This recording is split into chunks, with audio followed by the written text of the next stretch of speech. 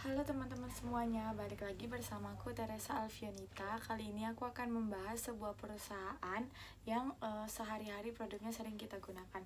Sebelumnya aku mau tanya teman-teman di sini pakai produk deodoran apa ya?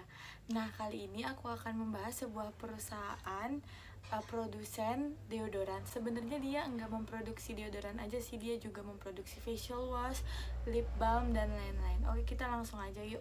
Nah, teman-teman, PT Beiersdorf Indonesia ini merupakan perusahaan multinasional dari Jerman yang bergerak di bidang kosmetika dan alat kesehatan dengan produk utamanya yaitu Nivea dan Hansaplast.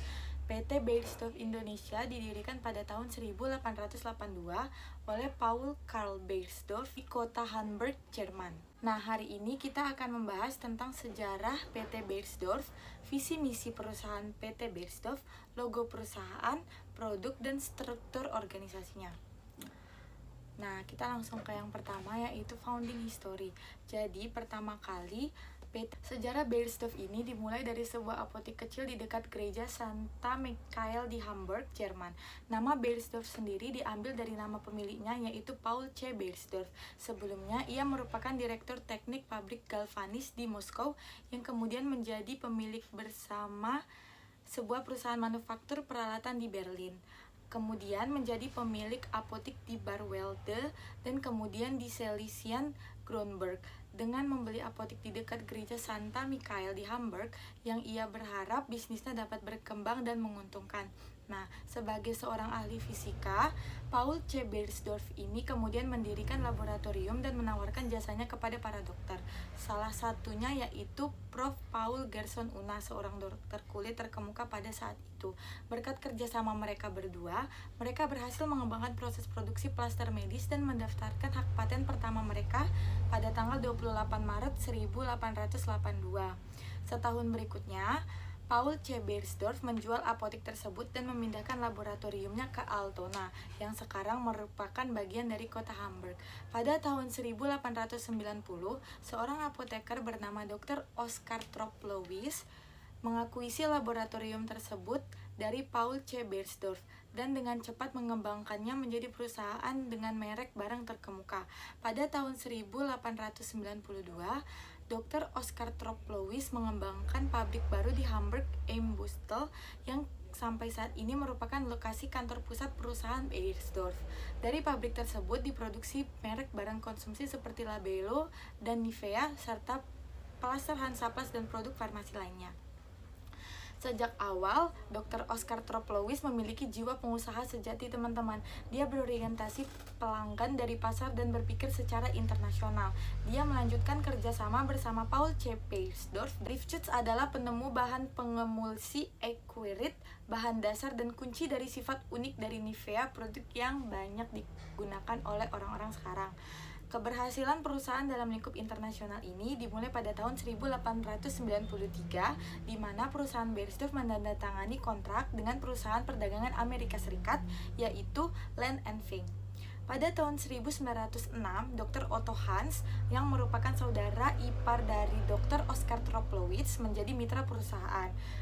Mankiewicz sendiri berfokus pada masalah merek dagang di perusahaan. Dari kemitraan tersebut, keduanya membuat prestasi yang paling signifikan pada saat itu. Keduanya berhasil menciptakan merek yang begitu terkenal saat ini seperti Labello pada tahun 1909 dan Nivea pada tahun 1911. Didorong oleh inovasi mereka menciptakan barang bermerek dengan kualitas yang dapat diandalkan secara konsisten dan manfaat nyata bagi konsumen yang luas. Dr. Oskar Troplowitz yakin bahwa ini akan menjadi konsep yang sukses untuk masa depan.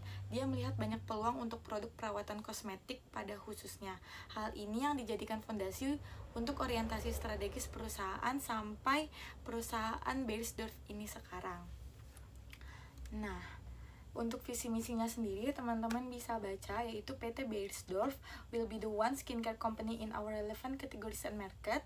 Terus akan combine leading brands, big innovation, and world class advertising dan sebagainya. Untuk logo perusahaannya sendiri itu warna biru melambangkan geografis Indonesia sebagai negara kepulauan. Lalu untuk tulisan berwarna putih Beiersdorf Indonesia ini melambangkan kebebasan dan keterbukaan. Lalu selanjutnya kita akan membahas mengenai produk-produk yang PT Beiersdorf produksi. Yang pertama itu Nivea. Beberapa produknya diantara lain Nivea Cream, Micellar Pearl White, Nivea Sensational Body Lotion Rose, Argan Oil, Whitening Deodorant Roll-On, Nivea Lip Butter Vanilla, Nivea Sun Protect and Moisturize Lotion SPF 50. Lalu ada juga untuk laki-laki yaitu Nivea Men Liquid Facial Foam Acne Protect dan lain-lain. Lalu selanjutnya ada Hansaplast. Teman-teman biasanya kalau luka suka dibalutin Hansaplast atau lain nih. Nah, selain plaster Hansaplast ini juga mengeluarkan wound care ointment yang merupakan balm antiseptik dan juga spray antiseptik untuk meredakan luka. Nah, yang terakhir yaitu struktur organisasi dari PT Beiersdorf.